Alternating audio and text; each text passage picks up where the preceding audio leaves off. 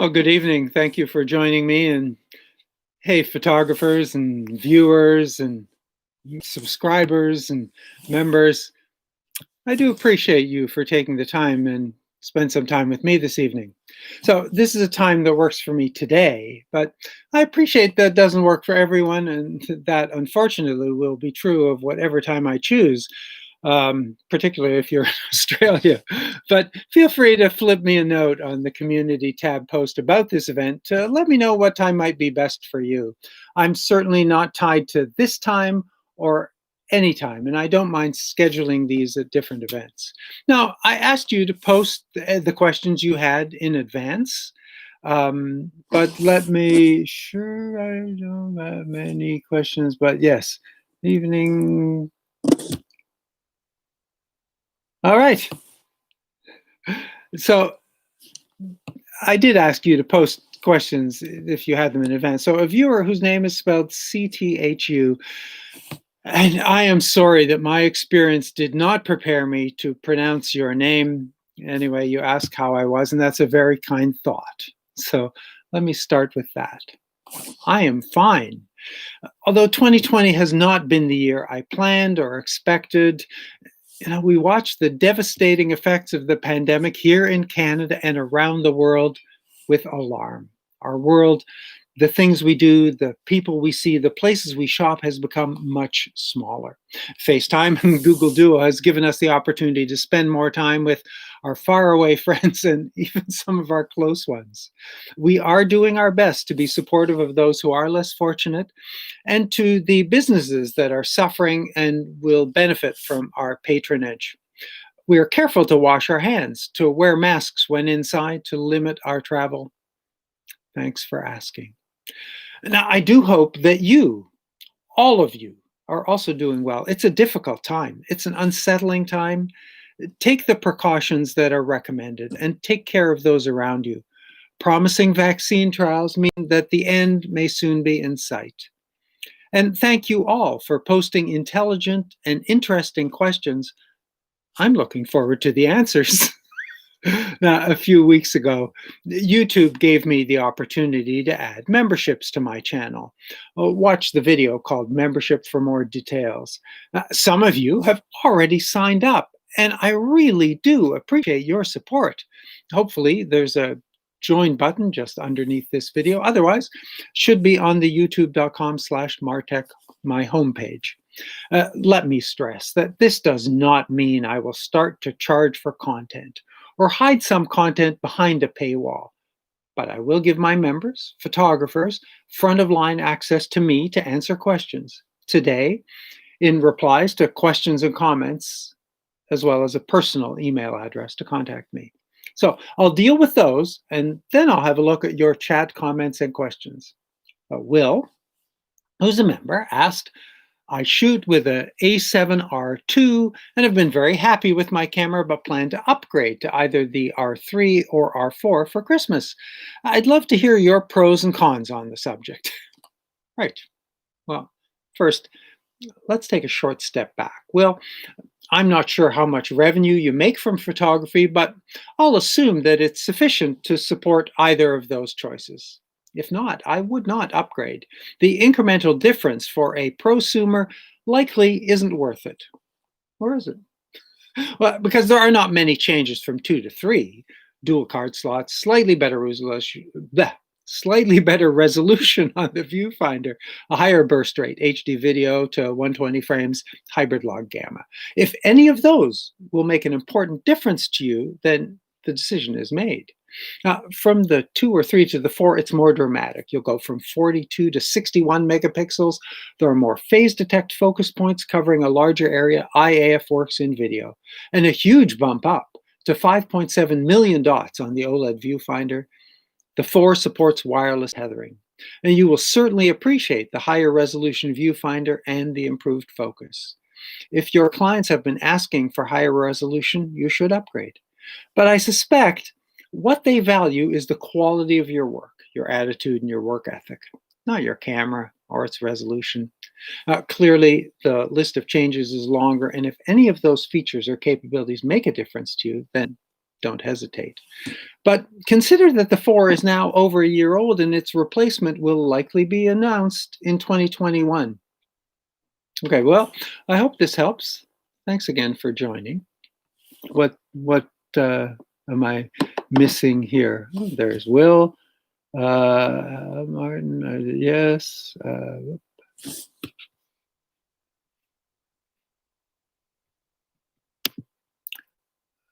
Why should you see? It's just one. I used to see. Okay. So I have another question from another member, Dave, and Dave has been corresponding with me for a long time, and he's now also a member. He wanted to know my backup strategy. Yeah, I'm not sure I want to hold my eccentric behavior out as a model, but here goes. My general philosophy is to delete nothing. The cost of memory cards and drive space is relatively low. I have over 40 terabytes of storage. Most of it's RAID. I don't delete files while I'm shooting, so never from the camera. On my computer, the high-level organization is by camera because it's kind of what I'm doing, but then it's by date. So each card from that date gets its own folder, usually with a descriptive name to indicate the content, where I was shooting, what I was shooting. I copy the entire contents of the card to the drive, and those files never get deleted. And then I import into Lightroom, where I choose and eliminate before I export the processed keepers to a folder structure named output, then by event. I've started using Backblaze, an online provider for offsite backup. I don't yet have enough experience with them to recommend them. Then I do format the cards when they go back into the camera. Now, Dave, I hope that explains it, but now that you're a member, I've whitelisted you to my members-only email, so feel free to follow up and ask more questions. How are we doing? Okay, we're good there. So I'll continue with questions that were posed prior. Another Dave asked, do I have any top reasons to buy new? Or he said, to put another way, if you're a Fuji owner, when do you know you've outgrown your XC lenses and it's time to trade up to XF? Well, that was actually an interesting spin on a question or a topic that I get asked a lot. So, Dave, I think that moment comes when you realize the deficiency in your current gear and the aggravation of continuing with the old gear is more than the cost of the upgrade or replacement. I'm not here to promote new products. I'm here to inform. So while it's good to know that there are more focus points or that weather sealing has been improved, I'm pretty sure that most of us were not at all concerned about focus points or weather sealing before we realized they could be improved.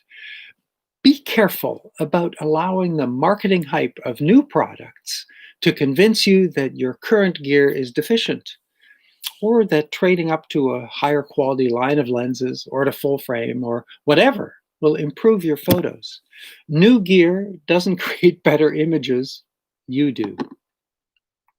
And CTHU did ask another question in addition to my health.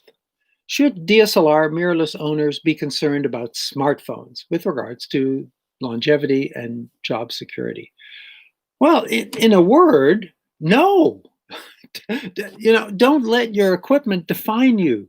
Your skill, your value is only partly in your equipment. As the Apple ads point out, in the right hands, smartphones can be great cameras.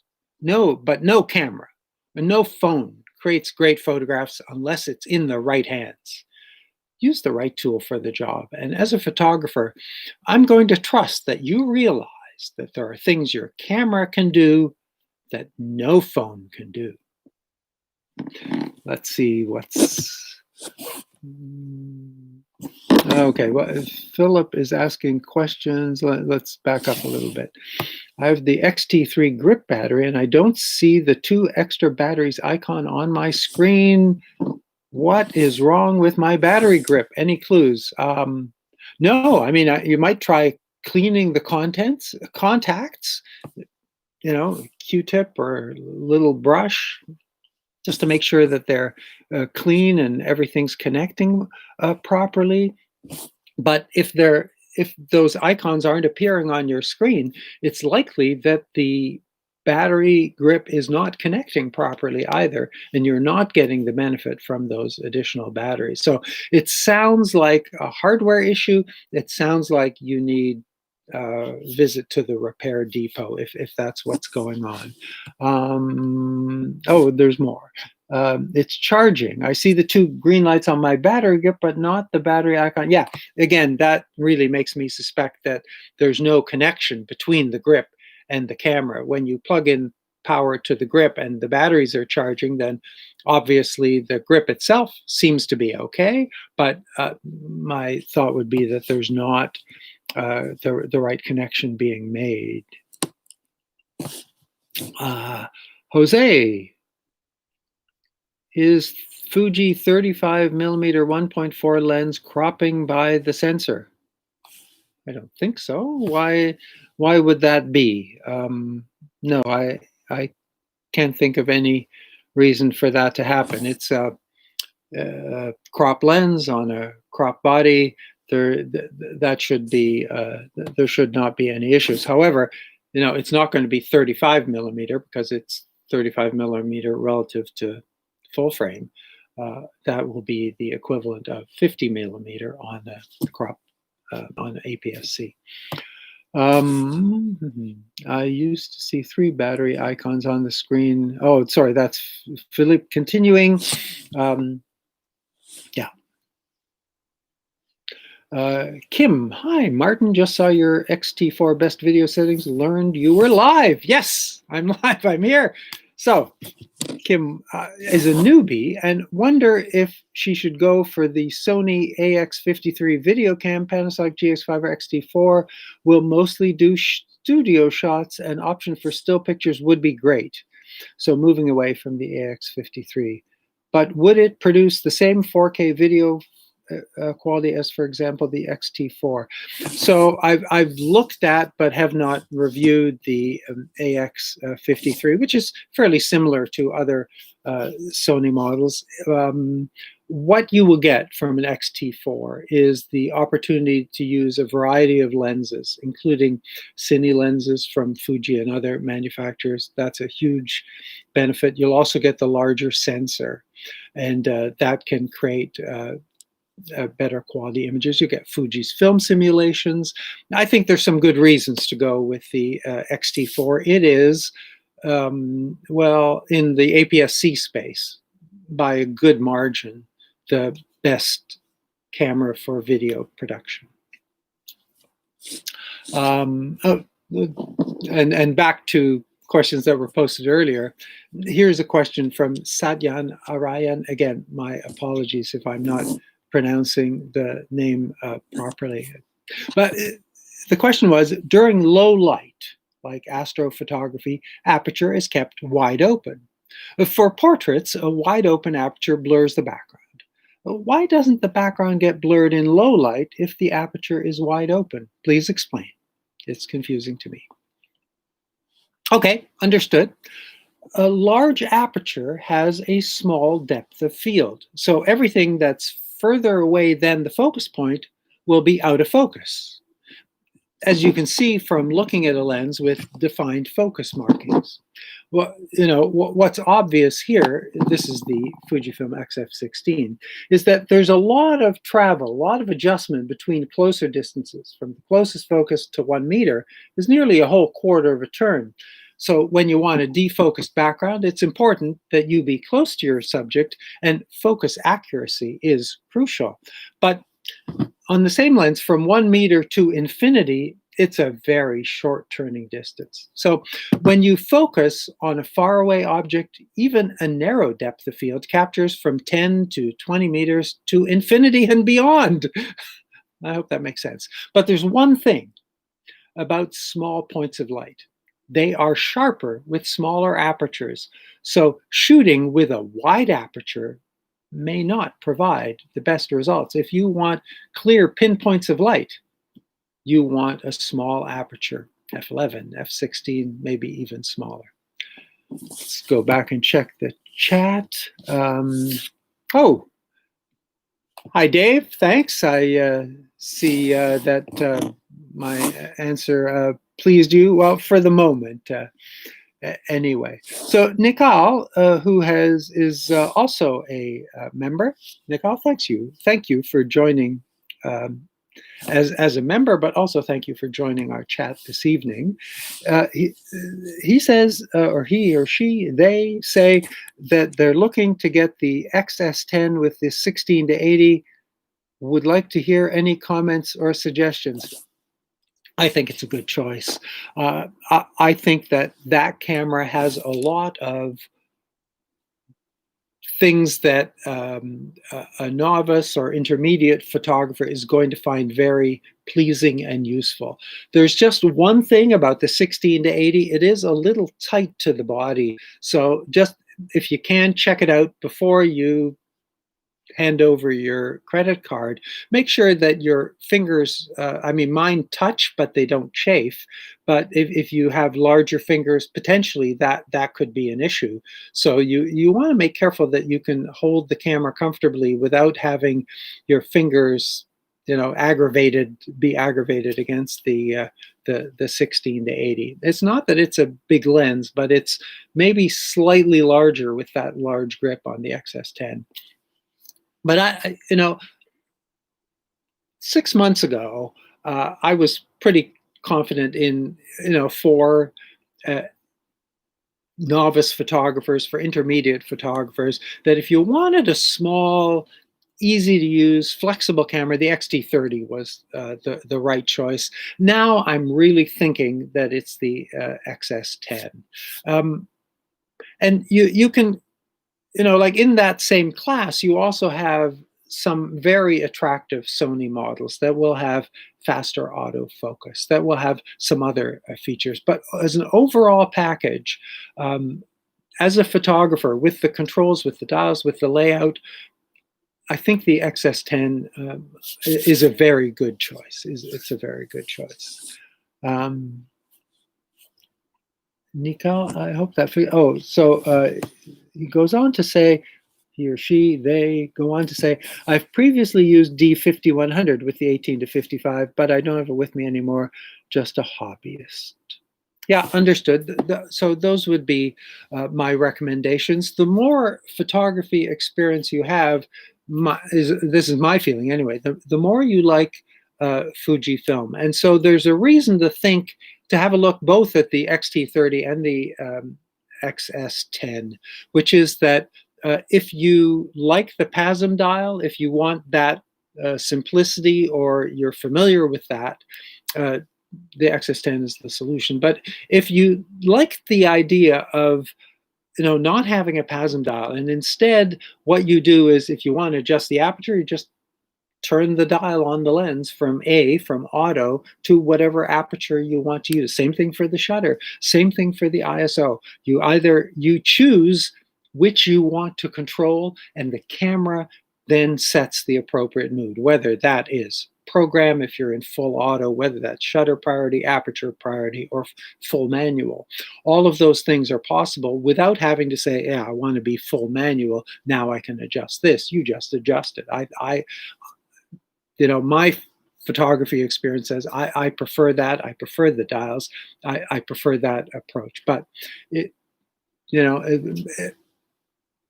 what Fujifilm says to me is that clearly it's not for everybody, and that's why the XS10 has a PASM dial. Ooh, thoughts on the Blackmagic Design 12K 60 HDR camera? Question from Misha.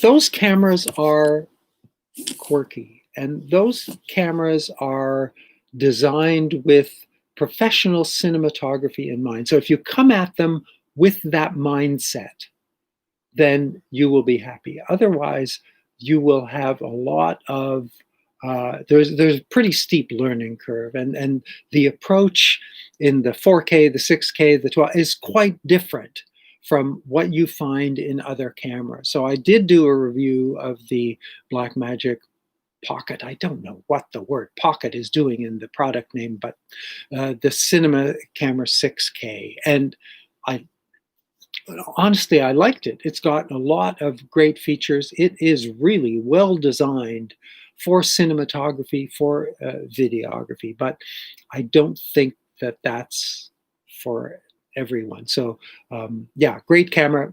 Be careful if you don't have time to get yourself familiar with it. It'll take you a week or two before you're comfortable. It's what I said in my review of the 6K. It's what I would say for this camera as well. Michel, thank you. Hope that gets it. Kempa, one SD card slot is okay. Should I buy another body for 2 cards for weddings and baptisms? It's a tough call. We all like insurance. We all like to make sure that we are not losing the work that we're doing. But I would say if you are buying quality cards and if you are looking after them carefully, and that goes back to what I was saying to Dave earlier, which is that I use a card, I back up everything on the card, and then I format it in the camera before I use it the next day. That certainly keeps the card, whatever, file structure cleaner. And I think that will, and then I buy quality cards. Panasonic is number 1 on my list, SanDisk, Sony, but I've had to return SanDisk cards, not because of read-write failures, but because little plastic things went wrong on the cards. So if you're buying good quality cards and you look after them carefully, you should not have issues. On the other hand, and always do a little test shoot at when you get to the church or the event, click off a few images, make sure that they're okay, that you can read them, that there are no issues. And you can be reasonably confident. But depending on,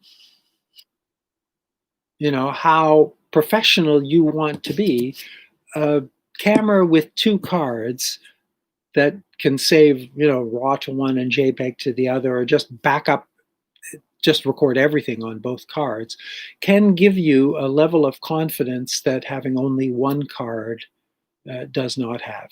Having 2 bodies, I don't think that that's quite the same thing.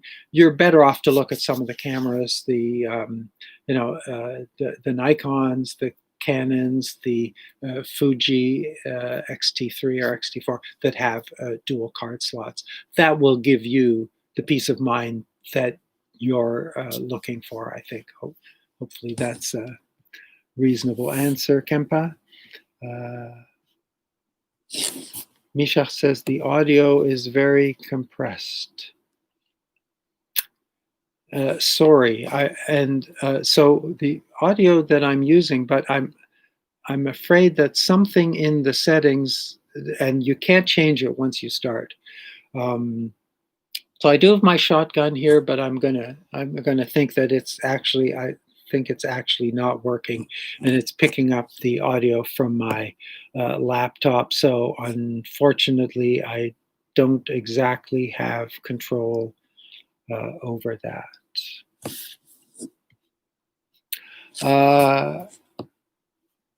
Sorry about that. Icon sees Mr. No is wondering if I'll review the Zeiss ZX1. Just curious to see what your take on it would be. Well, I will try. I don't have a relationship with Zeiss. They're in the States, so getting stuff shipped to me from them can be problematic, but I'll send them an email and see if there's something that we can work out. I used to be able to borrow equipment from B&H, but they stopped paying the shipping and the duties for product loans, which is making it a little more complicated. I'm still trying to figure that out. I'll see if I can make that work. Work from home says, is that the same for micro in macro? In macro, I seem to have bad backgrounds as if they are enlarged far too much. And I'm assuming that you mean that they look enlarged and that they're out of focus. And macro is very difficult. So it can be your lens. If you have a shorter macro lens, say 30, 35 millimeter, that will require you to be very close to the subject and may not give you the apparent background difference that you want. A longer lens, 60 or 80 millimeter, will distance the background more. On the other hand, if you think it's too large, that it is the 60 or 80 millimeter that will make the background seem closer and bigger than the smaller focal lengths. So not sure how to address that without seeing the images or understanding a little better. The plan would be to try and get the background further away from the object that you're shooting. Macro is difficult. I mean, I don't do very much of it, but I appreciate that it's difficult.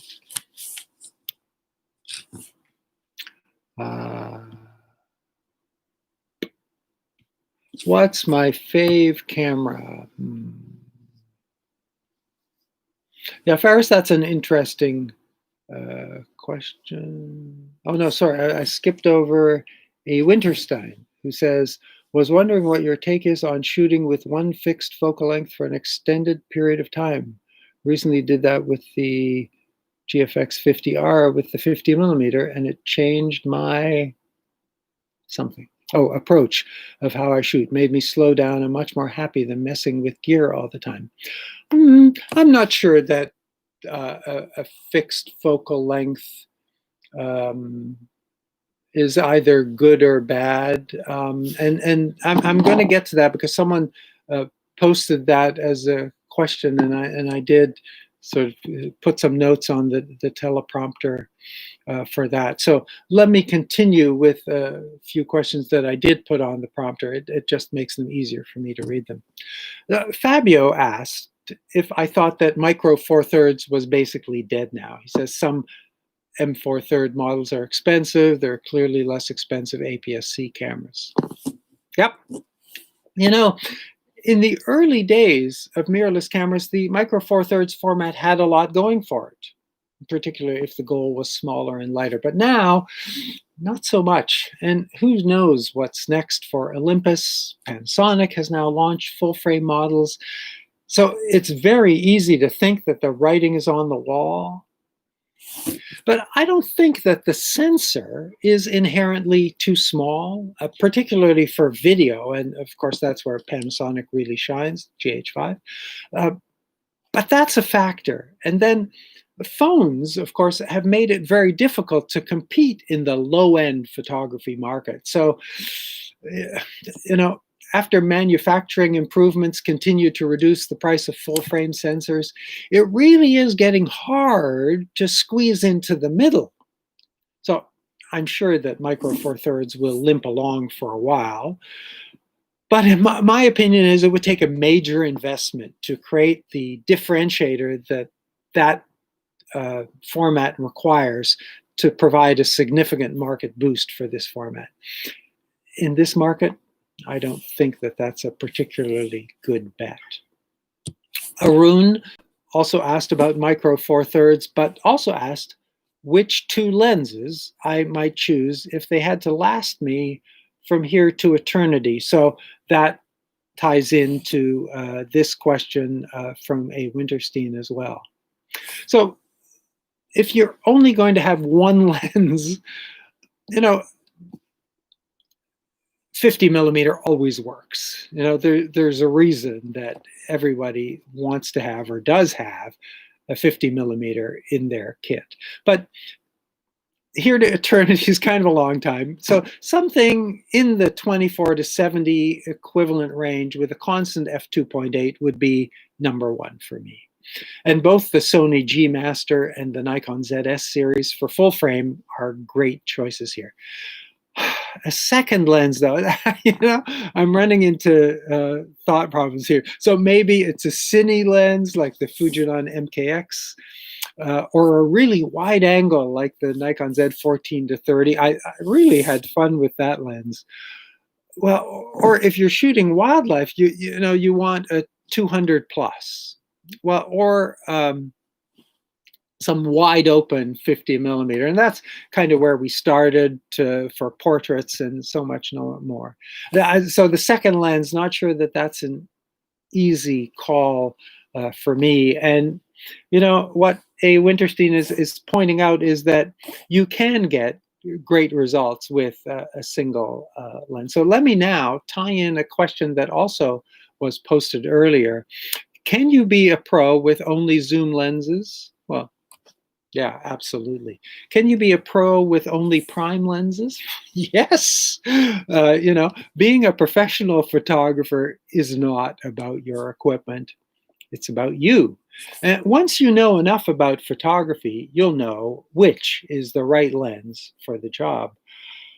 But in the Stephen Stills, if you can't be with the one you love philosophy, in a pinch, a creative and resourceful photographer will not panic when the only lens in the bag isn't their first choice.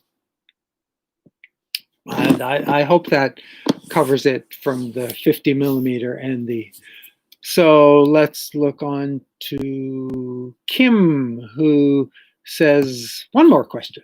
Learned the XT4 doesn't have object tracking AF in movie mode. Is it likely it would be added by a firmware update? Well, certainly that's possible. There's no reason to rule that out. Yeah, if you want that, no one is doing what Sony does in that space right now. Yeah, for all of the other reasons, the XT4 is a great video camera. That is the one area where it, could use a little more. Yeah, a firmware upgrade might well approach that.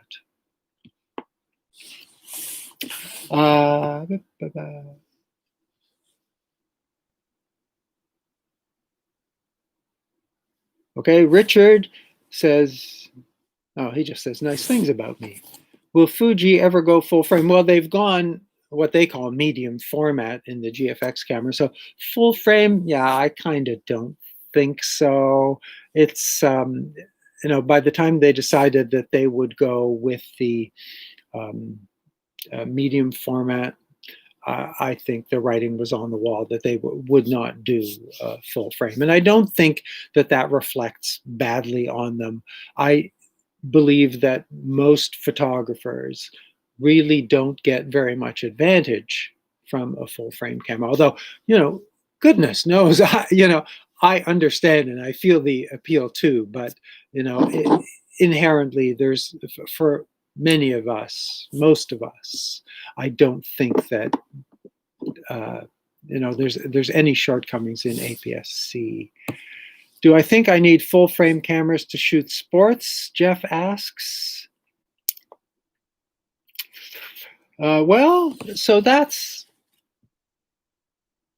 yeah, because if you're cropping, you might prefer that. Or if you have a full frame with a relatively small resolution and you're getting much better low light performance, and both of those things could be advantages for sports.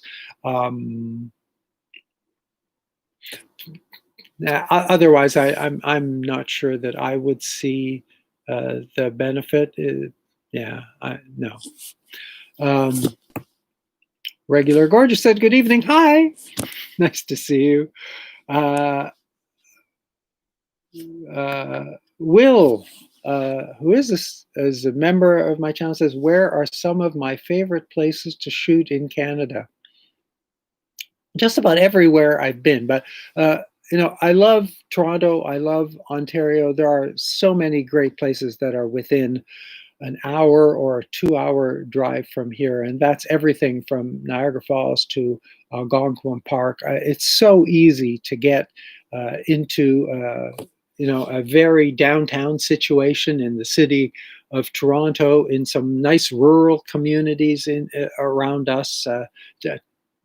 The small communities that just have lovely storefronts that are very photogenic, and then getting out in the country where you're going to see wildlife, where where you can get out in a canoe, where you can snowshoe. Uh, Ontario, excuse me, is a great place to be. So lots of favorite places. But for the rest of Canada, I love Prince Edward Island. We've been there a lot. And it's very photogenic. There's a lot on the East Coast that's very photogenic. The West Coast, Vancouver Island. Again, there's no shortage of great photographic locations in Canada. Just about wherever you go. Oh, and Old Town Montreal or Quebec City. Just charming inner city spaces. So hopefully, Will, that gets it. Robbie asks how often I combined old glass with modern cameras. So me, not so much. I prefer the features of newer lenses. I appreciate the quality of older lenses, but there are also some very high quality new lenses as well, particularly when you look at some of the new mirrorless lenses that have a larger throat, the Nikon ZS series in particular, or the Sony G Master series. There's nothing that beats those lenses. And I totally appreciate the attraction that, old, classic lenses have, but and new mirrorless camera can really take advantage and really give you the full quality that those lenses are capable of, but somehow that's not my style.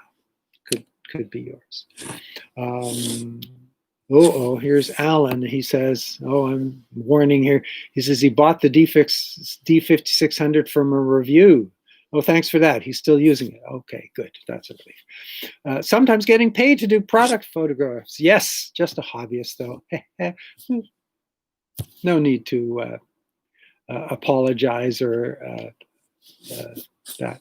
And here's, I think that's Booby, though that might be Booby Hill. Might be a typo. And he's talking about my review of the Spongy Wonder. As some of you will know, I'm a cyclist, and if it was not for that bike seat, I would not be riding today. Look for it if you're interested.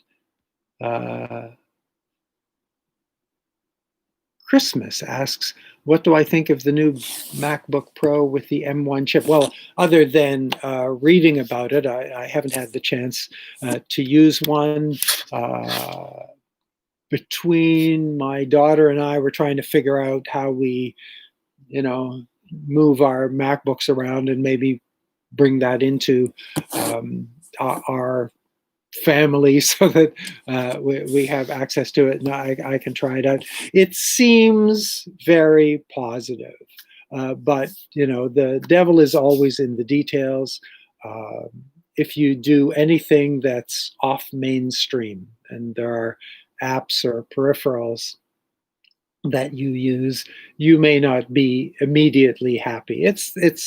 You should always be a little bit wary about buying something that's new before kind of it's been proven or worked itself out. But on the surface, I like what Apple's doing. I like the sound of that. Yeah, and I'm kind of a Mac guy anyway, so that it gets worth looking at for me. Ken says his Godox V1 is locking up on his XT4. I removed the battery, put it back, and then the camera works. Ooh. I wish I could help with that. And Rick, who's a longtime subscriber. Nice to see you. And he says, nice to catch you live. Well, Rick, nice to catch you live too. Thanks for joining us this evening. Icon sees Mr. No says, what my favorite film camera was or still is. Yeah, well, the Olympus pen cameras that just got us through, thousands of pictures of our kids when they were small. They were just fabulous cameras. We burned out 3 of them, just taking thousands and thousands of pictures. I have, it's somewhere behind the wall here. Yeah, that was great. Let me do a few more of the early questions as well. So Excessive Beats asked about manual focus. Roll, yes. What is the difference in using AFS or just manual and back focus other than focus peaking? His question is, let's say I just want to autofocus. What am I missing by using manual so I can have focus peaking tools? So first, back focus is just a way to use autofocus. It's not, it's just an alternate to pressing the shutter release to focus. You press the button that you've assigned to focus, but not snap.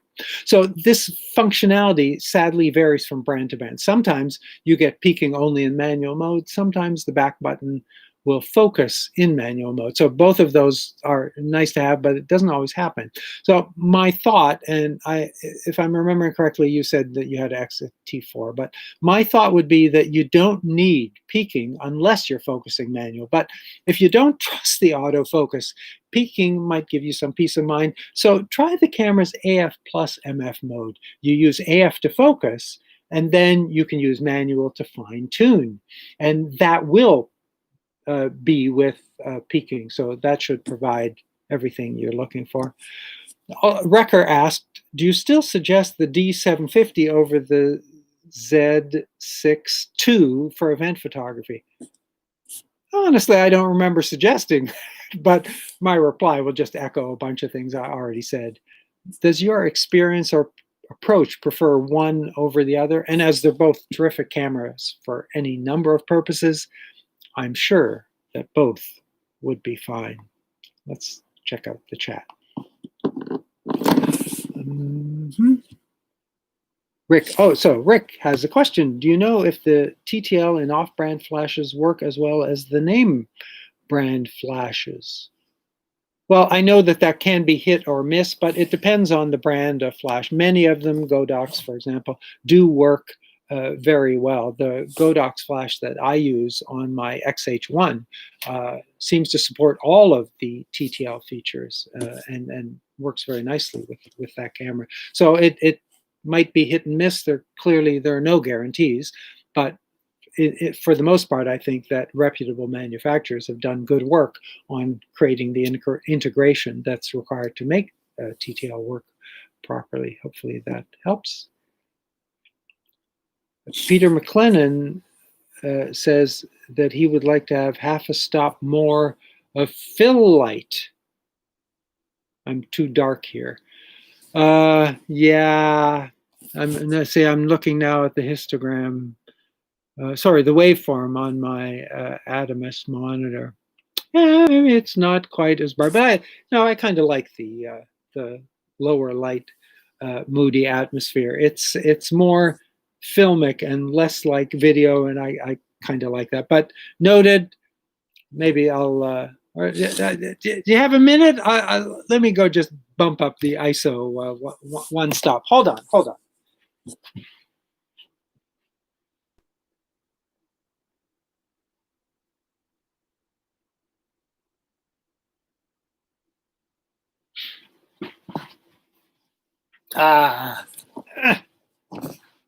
Well, that's a little bit better. I'm a little closer to 80% on the waveform.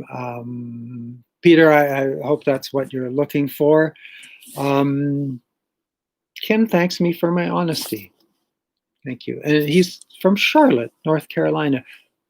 Thanks for joining me. You're at least in the same time zone, so it's easy for you. And please do say hello to all of my friends in North Carolina. No names right now. Um, uh, oh, and Icon sees Mr. No agreed with that. The Olympus pen is a great camera. He has one that dates back to 1959. Peter says, yeah, nice and moody. It is night after all. Yeah, thanks, Peter. But yeah, maybe, I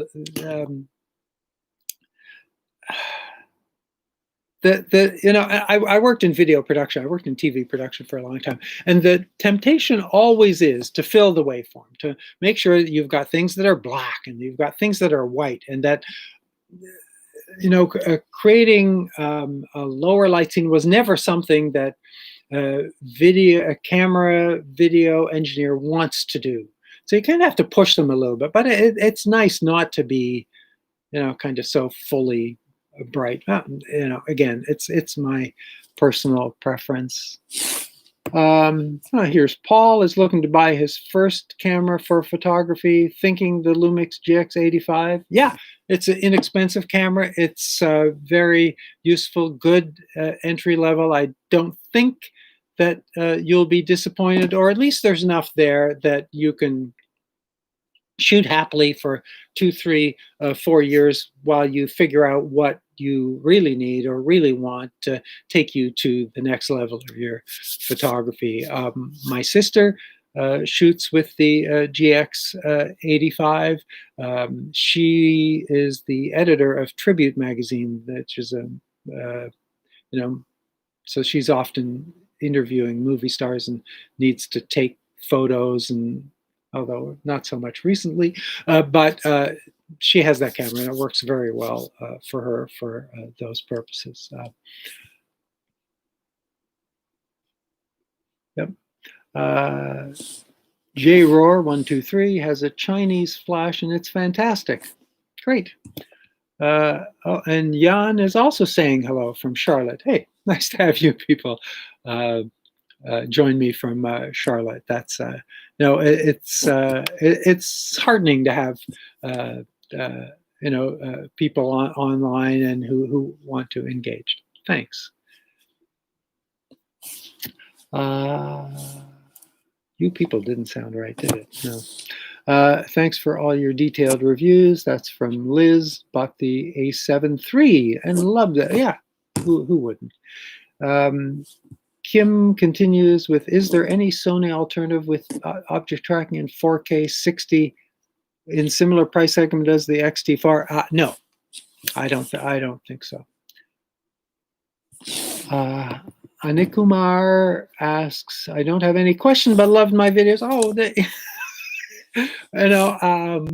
in a world where there's a whole lot of dissent and anger, I'm always heartened by you, by my viewers. You are so kind and so nice to me. The percentage of comments that are just thanks for doing this, or that was really great. I thank you. It just truly is wonderful to read those kind of comments and to know that I have such nice viewers, such respectful viewers. Thank you. I truly appreciate that.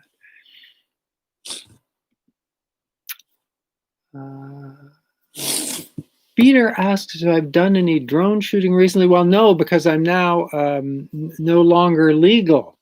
I didn't get the drone license for my Mavic Air, and probably I should, but then there wasn't a lot of opportunity to go out and shoot anything. And in fact, there seems to be not a lot of opportunity to shoot anyway. The restrictions are so tight that there are very few occasions or opportunities to actually use it. I don't know, maybe I'll post it on Kijiji, or I'm continuing to think about it. But yeah, no shoots recently. Then Rick goes on to say that his knee wear always seems too hot, but there are settings you can adjust for that. In like you can back off the flash, or worst case scenario, it just takes 1 or 2 shots to get you to a good manual exposure, and just run with that. Jan says, I have almost the Rembrandt triangle look going. Yeah, that's kind of intentional. I have a Dutch background. Paul thanks me. Hello from Greece. Thanks for joining me. It must be pretty late where you are tonight. Peter goes on to say he loves the canoe paddling sequences. Bad Platano says that this is, and he's a member, so thank you for joining. My favorite camera channel. Well, thanks very much. J Roar says the XS10 will set you back about $1,100. You need to ask the question, do I really need it? I'm shooting with older camera, 70D, and it is super sharp and reliable. Yeah, I'm not giving up my 50D either. I've got the red badge. What's that lens? The 24 to 105. I'm not giving that camera up. It's going a long ways further with me. That was the last one before they added video, which is why that's a really nice camera to have. I'm not always about video. Jim, a fellow Torontonian living in Vietnam. My goodness, oh no, it's early in the morning for you. Yeah, thanks for joining. Thanks for the kind words.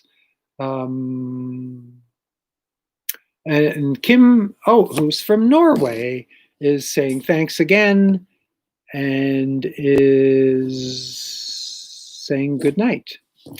Lakshmi is yet to buy a camera, leaning towards mirrorless APS-C, particularly Sony for autofocus. What system do you think has better autofocus? Yep, I think you've made the right choice. If autofocus is your game, no one is doing what Sony does today in a whole bunch of fields, whether it's eye tracking, whether it's animal autofocus, and Nikon is close. Nikon is very close, but not the same. And just the Sony's tracking features just can't be beat.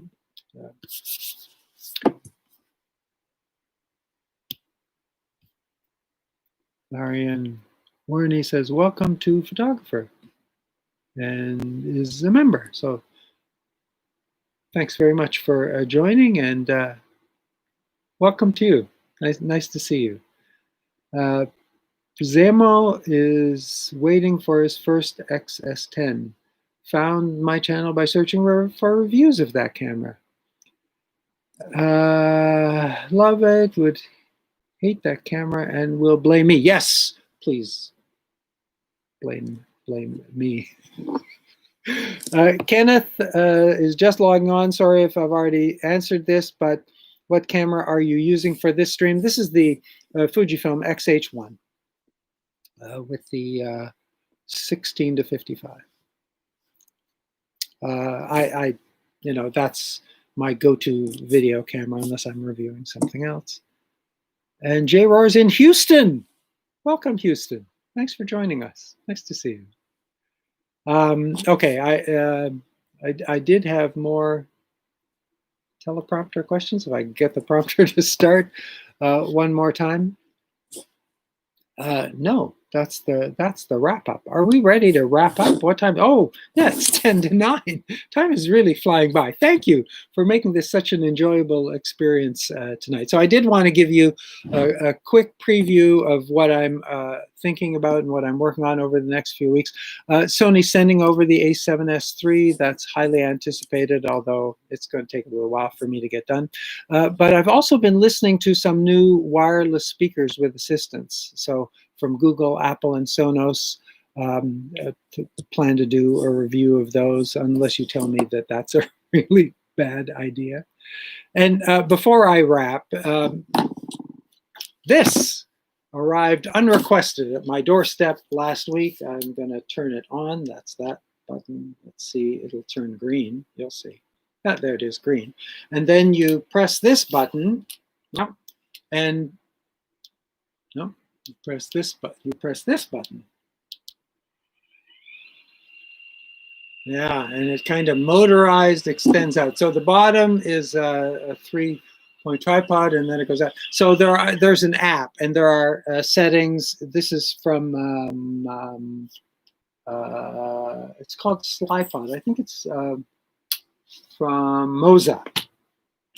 So I didn't ask for it; it just arrived. I don't know. You tell me if I should review it or not. I've no agreement or understanding with those. So the idea is, of course, that you do some time lapses with that. But I'm sure that there are other purposes I can figure out if I start to play with it.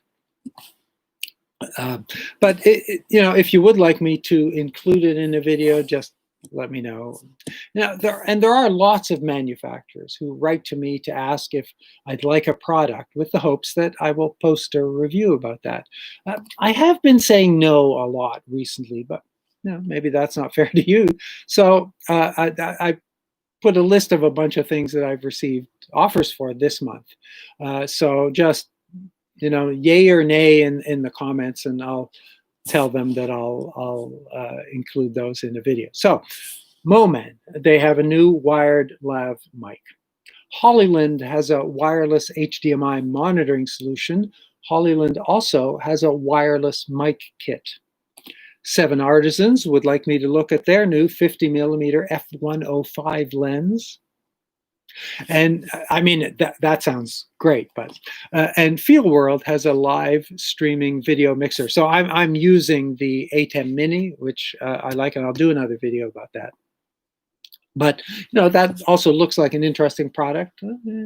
But my terms for these, just so you know, if I say yes to these, I reserve the right not to complete the review if product fails, and I tell them that. And I never allow the manufacturer to tell me what I should say or not say about a product.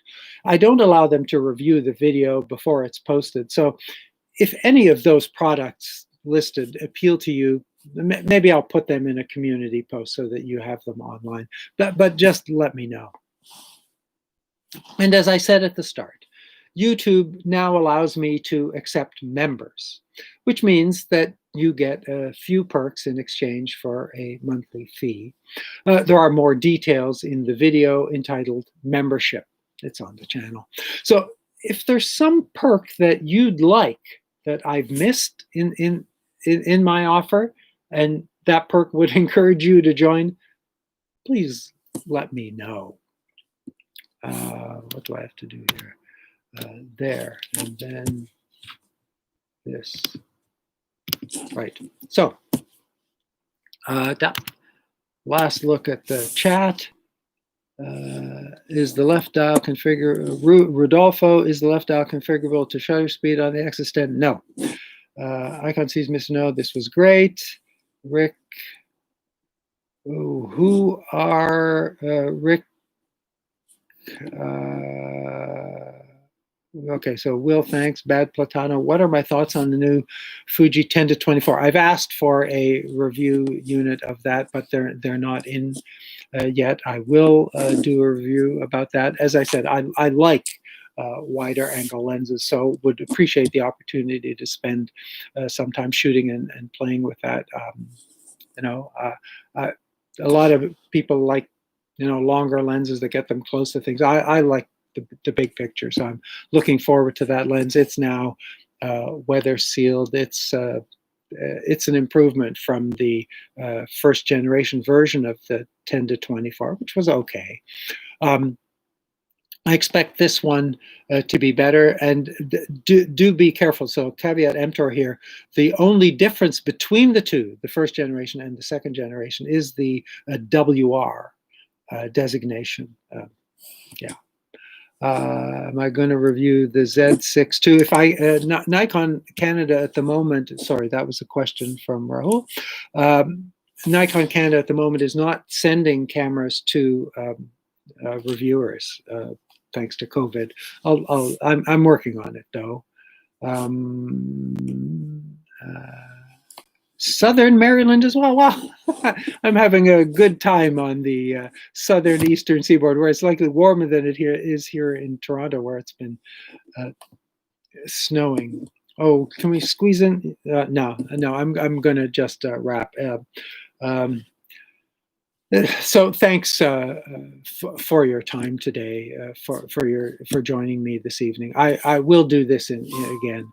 In the meantime, do stay safe while filling your memory cards and draining your batteries. Thanks so much for watching.